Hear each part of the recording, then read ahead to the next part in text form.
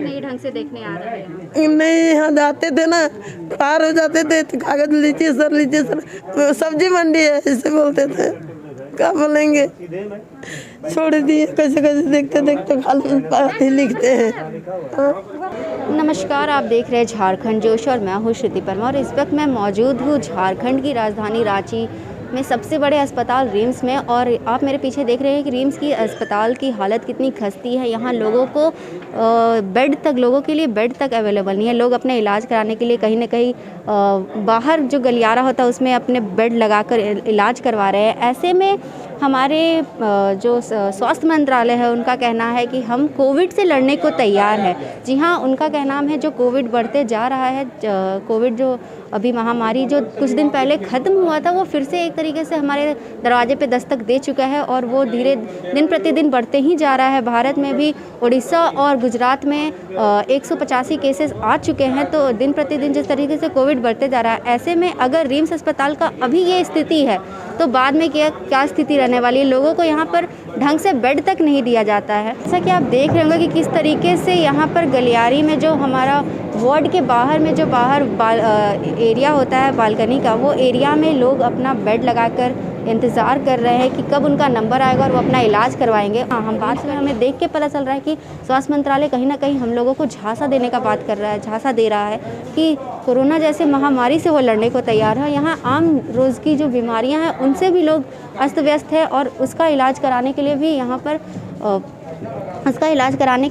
पर ढंग से व्यवस्था नहीं की गई है। देख रहे होंगे कि आजू बाजू लोग यहाँ पर सोए हुए, मरीज़ सोए हुए हैं। वैसे में ही जो हॉस्पिटल के कचरे होते हैं, मेडी वेस्ट होते हैं, इसी के ज़रिए ले जाया जा रहा है और उससे कितनी बीमारियाँ और लोगों में आ सकती है, ये सब चीज़ें के भी ध्यान नहीं रखे जा रही है। तो स्वास्थ्य मंत्रालय क्या कर रहा है, कहाँ सोया हुआ है स्वास्थ्य मंत्रालय?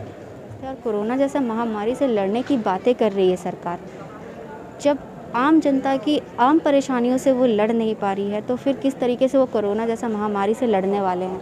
तो मैं स्वास्थ्य मंत्रालय से पूछना चाहूँगी कि जब आम परेशानियों से आप लड़ नहीं पा रहे हैं, इन लोगों को जो कि एक वार्ड की ज़रूरत है, एक वार्ड आप अलॉट नहीं कर पा रहे हैं, तो कोविड जैसा महामारी से आप किस तरीके से इन लोगों को बचाने की बातें कर रहे हैं।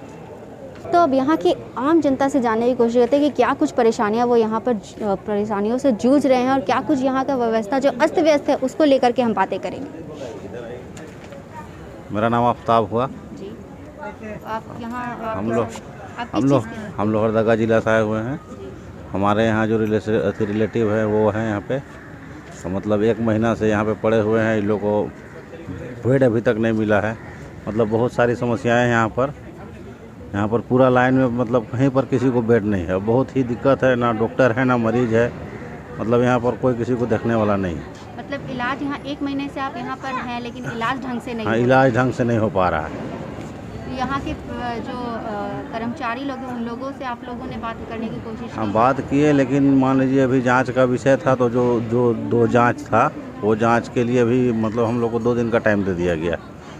और तब तक आप लोगों को मतलब वार्ड भी नहीं अलॉट किया गया? नहीं, बेड अलॉट नहीं हुआ है, बेड अलॉट नहीं हुआ है। ऐसे में सरकार से आप क्या कुछ कहना चाहेंगे? सरकार से यही कहना चाहेंगे कि मतलब यहाँ का जो सुविधा है उसको मुहैया कराया जाए जल्द से जल्द। और यहाँ पर जितने भी लोग आते हैं सब मतलब मध्यम वर्गीय लोग हैं, गरीब आदमी हैं और मतलब किसी के पास यहाँ पर मतलब उचित व्यवस्था नहीं हो पा रहा है जो प्राइवेट हॉस्पिटल में जा पाएंगे। मरीज को परेशानी है, उनको गैस हो गया है पेट में और कैंसर का भी प्रॉब्लम है डॉक्टर के हिसाब से। तो वो तो जांच का विषय है, तो जांच जब तक होगा तभी पता हो पाएगा कि क्या बीमारी है। मतलब 15 से 20 दिन हो गया है, अभी तक मतलब क्लियरेंस नहीं हुआ है कि बीमारी क्या है। और मरीज को कुछ नहीं करते हैं, हमको एकदम बुला देते हैं, बोलते थक गए, एकदम सीढ़ी चढ़ते उतरते खाली बस वकील को लाते चढ़ाते हैं, एक 2 सुई दे देते हैं और कुछ नहीं देते हैं। पानी भी नहीं चढ़ाया, ढंग से कोई पानी नहीं चढ़ाया अभी तक ले। अब इतना पेट फुलल के हम कल से दौड़ रहे हैं, कल दवा लिखे हैं सर।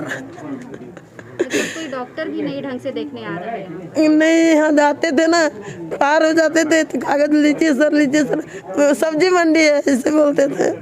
क्या बोलेंगे। तो जब हमारी टीम रिम्स अस्पताल में पहुंचती है तो कई तरह के परेशानी हमें यहाँ पे देखने को मिलते हैं। यहाँ का आम जनता, यहाँ की जो आम जनता है वो कई तरह के परेशानियों से जूझ रहे हैं। ऐसे में एक परेशानी हम लोग को ये भी सुनने को मिल रहा है कि सुबह से वो अपने पेशेंट को लेके परेशान है, पर उनका इलाज यहाँ पे नहीं हो रहा, उनको भर्ती नहीं किया जा रहा। आइए जानते हैं उनके परिजनों से कि क्या परेशानियाँ उनको झेलने को मिल रहा है। यहाँ 8 बजे से आए हैं, अपनी माता को लेके आए हैं, उनको प्रॉब्लम है और यहाँ एडमिट कराने के लिए आए हैं। कभी यहाँ बोल रहे हैं, कभी वहाँ बोल रहे हैं, कर नहीं पा रहे हैं। पूछे कि इसे यहाँ पर एडमिट कर लीजिए तो बोले कि पहले एक टेस्ट करा के लाओ, MRI करा के लाओ, एक करा के लाओ, उसके बाद मैं करूँगी। क्रिटिकल पोजीशन में हमारे पेशेंट गाड़ी में है अभी। बोले तो यहाँ जाँच का जो है फर्स्ट फ्लोर पर है, जा नहीं पाएंगे। बोले कैसे जाएँ तो तुम समझो। यहाँ इधर से हम 8 बजे से आए हैं, अब सोचे कि नहीं हो पा रहा है तो हम सोचे कि अब जाते हैं दूसरे हॉस्पिटल प्राइवेट में, क्या करें। तो जैसा कि हमने उनके परिजनों से सुना कि सुबह से वो परेशान है, बुज़ुर्ग महिला है, जब वो सीढ़ी नहीं चढ़ पा रही है और यहाँ के जो डॉक्टर है उनका कहना है कि वो आपकी प्रॉब्लम है, वो हम नहीं जानते। जो बुज़ुर्ग महिला है कुछ उम्मीद लेके उनके बच्चे यहाँ पर आए थे कि मेरी माता का इलाज हो जाएगा, और ऐसे में यहाँ के डॉक्टर का स्टेटमेंट आ रहा है कि वो आपकी प्रॉब्लम है, अगर वो नहीं चढ़ पा रहे आप ये इलाज कराओ, आप ये चेकअप कराओ, वो चेकअप कराओ, जबकि जान रहे हैं कि उनकी वो क्रिटिकल स्टेज पे है। पूरे परिजन यहाँ पर किस तरीके से अपनी माता को वो गाड़ी में यहाँ पर लेटा कर उनका इंतज़ार करें कि अब वो एडमिट हो जाएंगे, पर यहाँ के डॉक्टर का कहना है कि वो यहाँ पर एडमिट नहीं हो जाएंगी क्योंकि उनके पास तो सीट ही नहीं है। जी हाँ, सबसे बड़ी बात है कि उनके पास वार्ड में सीट ही नहीं अवेलेबल है। तो किस तरीके से वो यहाँ पर दूसरे मरीज़ को एडमिट लेंगे? जो मरीज़ ऑलरेडी यहाँ पर हैं उन लोगों के लिए तो सीट उनके पास है ही नहीं, तो फिर ऐसी स्थिति में नए मरीज़ को वो किस तरीके से लाएंगे? उनके बच्चों ने बताया कि वो यहाँ से डुमरिया के रहने वाले हैं, 300-400 किलोमीटर ट्रैवल करके जब वो अपनी माता का इलाज करने के लिए यहाँ पर है, ऐसे में जब डॉक्टर ने ही हाथ खड़ा कर दिया तो उनके बच्चे का कहीं ना कहीं वो हताश हो चुके हैं, वो कहीं और हॉस्पिटल जाने की बातें कर रहे हैं। झारखंड की राजधानी रांची में इतने बड़े अस्पताल होने के बाद रिम्स, जो कि कितना बड़ा अस्पताल कहा जा रहा है सरकारी में, कि हर तरीके का इलाज यहाँ पर किया जाता है, ऐसे में जब डॉक्टर अपने हाथ खड़ा कर देगा तो यहाँ का आम जनता क्या करेगा? क्या के स्वास्थ्य मंत्री का कहना है कि यहाँ हर तरीके का इलाज हो जाता है, पर यहाँ पर जब छोटी मोटी परेशानियाँ ही लोगों का सॉल्व नहीं कर पा रहे हैं तो वो बड़े बड़े कोविड जैसे महामारी से कैसे लड़ेंगे यहाँ के स्वास्थ्य। तो ऐसे में हमारी टीम जब रिम्स अस्पताल में जायज़ा लेने के लिए पहुंची तो यहाँ की कुव्यवस्था के बारे में हमने आपको बताया कि किस तरीके से लोग परेशान हैं, ढंग से बेड तक अवेलेबल नहीं है और कोविड से लड़ने की बातें यहाँ के स्वास्थ्य मंत्री करते हैं। तो ऐसे में देखने वाली बात रहेगी स्वास्थ्य मंत्री कब जा कर के इनकी ये जो व्यवस्था है इसको ठीक करती है, लोगों को ढंग का वार्ड देती है, लोगों को ढंग से वार्ड देती है, ताकि लोग इस ठंड में, जो कड़कती ठंड में जो लोग परेशान हैं, अपना इलाज करने के लिए रिम्स अस्पताल आए हैं, पिछले 1 महीने से परेशान हैं पर उनका इलाज ढंग से नहीं हो पा रहा है। तो देखने वाली बात रहेगी कि स्वास्थ्य मंत्रालय के द्वारा ये इनकी बातें कब सुनी जाती है। ऐसी तमाम जानकारियाँ मैं आप सबके लिए लेकर आते रहूँगी। तब तक के लिए देखते रहिए झारखंड जोश। धन्यवाद।